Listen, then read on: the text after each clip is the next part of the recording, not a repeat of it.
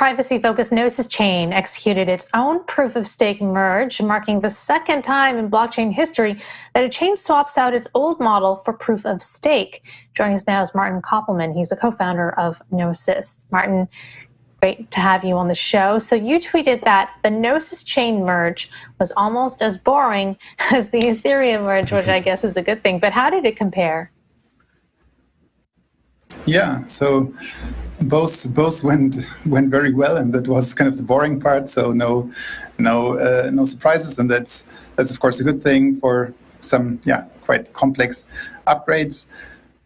Differences are that Ethereum went from back proof of work to proof of stake, and I guess there the main motivation was efficiency gains. In our case, we didn't use proof of work previously, but kind of some form of delegated stake or proof of authority. The main difference here was that previously the number of validator was much smaller. So we are talking about between 15 and 20 validator. So for us, the main motivation was a huge boost in decentralization, because now we suddenly have over 100,000 validators instead of just 20.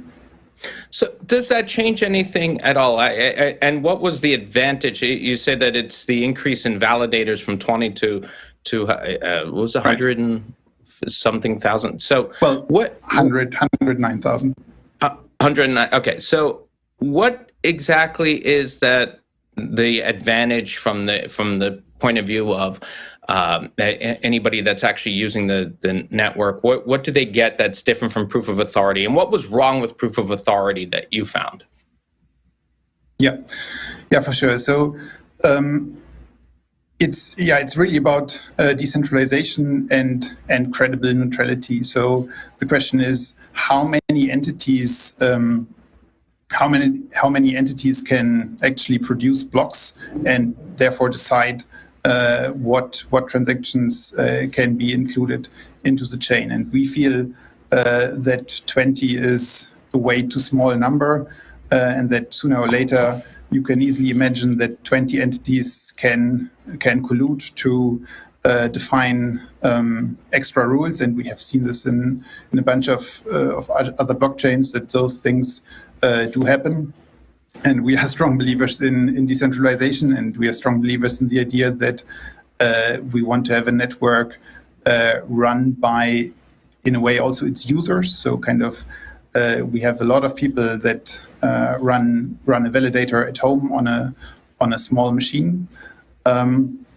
So the concrete advantages we see is censorship resistance, credible neutrality. That's number one. Number two is a weak point of many kind of side chains are the bridges. So the bridges can always be a risk, and with this update, to use this beacon chain proof of stake, Ethereum proof of stake, we will be able to secure our bridges by this full validator set of 100,000 validators instead of previously just a small number of bridge operators. Most bridges today are essentially controlled by multisigs, and we will be able to replace that with our validator set. So that brings up this question, is that, okay, you've now switched to proof of stake. Ethereum has switched to proof of stake as well. So anybody who maybe had an opinion that the proof of authority model was better, I mean, why would they now choose you over Ethereum? What's the competitive advantage you have over Ethereum? Well, I wouldn't say over Ethereum. I would say over many other chains that are not that decentralized. So if an application cares about decentralization and cares about that the network provides neutrality, then they might prefer a network with a much larger set of validators. And again, the second point was the bridge security. Also here, we have seen plenty of bridge hacks, and usually or often the failure was that bridges are just secured by a very small set of entities. And with our upgrade, that enables us to secure our bridge by this full huge validator set. And finally, one last point, one quite anticipated upgrade for Ethereum to come is 4844. So essentially this data availability layer that will make layer 2s on Ethereum much better and much cheaper. And that is an upgrade. There are plenty of Ethereum similar chains, but all those chains won't be able to do this particular upgrade, because that requires this Ethereum beacon chain, this Ethereum proof of stake beacon chain. And that is something, Gnosis chain now also uniquely besides Ethereum has.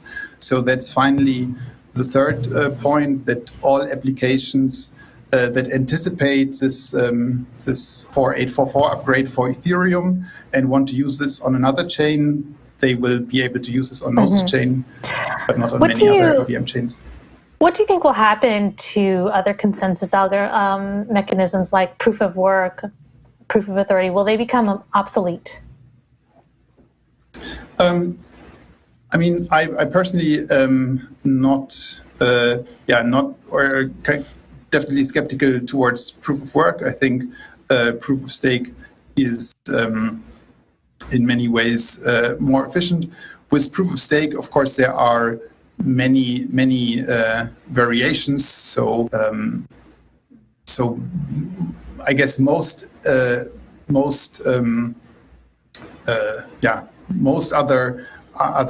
consensus algorithms are in a way a form of proof of stake. I think what's unique about Ethereum's proof of stake, which we adopted, is that again it supports this much larger number of participants in the network, and that's certainly. I don't think networks with a smaller set of validators will become obsolete. I totally see there are definitely advantages of just having 20 validators, or even fewer. You can be more performant. You can be more efficient. But we definitely, or we specifically kind of prefer security and decentralization over scalability in that case.